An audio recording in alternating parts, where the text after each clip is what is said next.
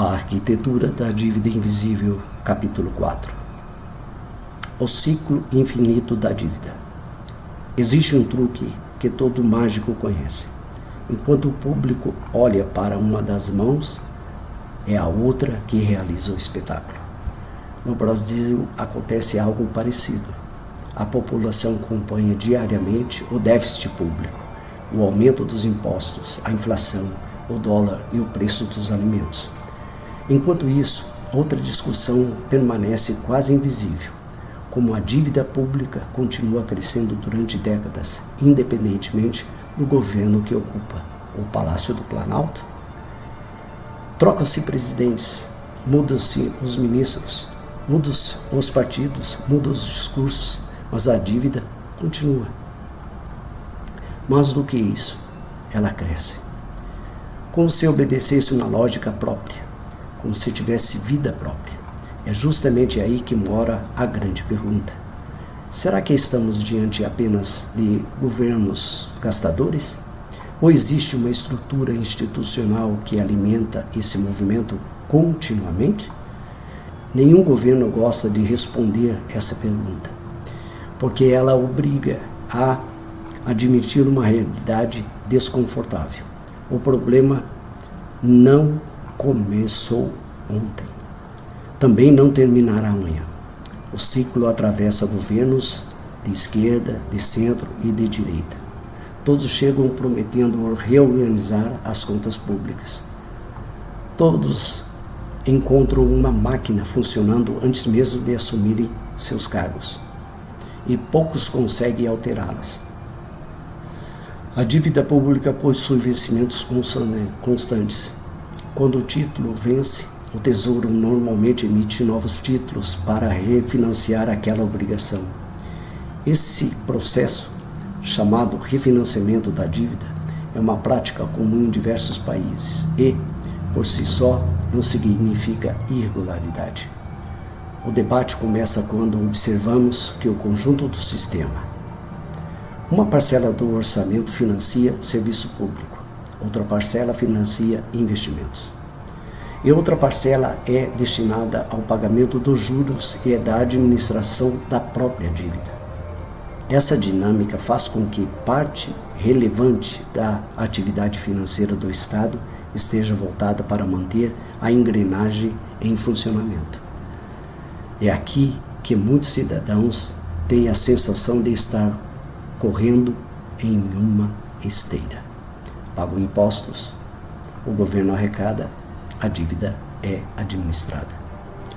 Todos os títulos são emitidos para substituir os antigos. Os juros continuam sendo pagos conforme os contratos. O ciclo recomeça. Não é um ciclo escondido. Os números são públicos.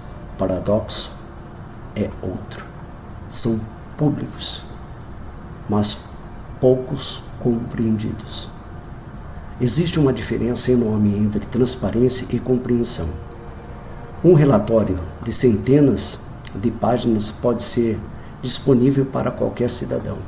Isso não significa que ele esteja inteligível para a maioria. Quando a linguagem se torna excessivamente técnica, a transparência perde parte do seu valor democrático, porque aquilo que ninguém consegue compreender dificilmente será fiscalizado. Talvez essa seja a maior das vitórias da burocracia moderna. Transformar assuntos fundamentais em temas aparentemente inacessíveis. Enquanto isso, a política segue oferecendo culpados convenientes. O governo culpa o anterior culpa o anterior, e o cidadão continua procurando o culpado da semana. Mas talvez a pergunta correta seja outra. Quem está discutindo a arquitetura? Por que edifícios não caem apenas por causa dos moradores? Às vezes o problema está na planta. Criticar o governo é fácil. Difícil é perguntar se o modelo institucional incentiva comportamentos que atravessam diferentes administrações. É evidente que governos tomam decisões que influenciam o tamanho da dívida. escolhem políticas fiscais, definem propriedades de gastos e aprovam medidas que afetam receitas e despesas. Mas também é a verdade que atuam dentro de um arcabouço institucional e financeiro já existente. Ignorar esse contexto produz uma análise incompleta. O cidadão merece mais do que slogan, merece compreender o sistema. Enquanto o debate permanecer restrito à disputa entre partidos, continuaremos discutindo os operadores da máquina, nunca a máquina. Talvez seja exatamente isso a maior vitória da arquitetura invisível. Fazer com que todos discutam os pedreiros, enquanto ninguém examina a planta do edifício. Nenhum governo deveria temer uma sociedade que faz perguntas. Ao contrário, governos republicanos deveriam incentivá-las, porque instituições sólidas não dependem da confiança cega. Depende da fiscalização permanente. A verdadeira reforma não começa com uma troca de ministros, nem com uma nova eleição. Ela começa quando o cidadão deixa de perguntar apenas quem governa e passa a perguntar que arquitetura estamos preservando. É essa pergunta que pode romper o ciclo, porque um ciclo só aparece infinito quando ninguém descobre onde está o interruptor. Escreva nos comentários quantos bancos estão cobrando de você.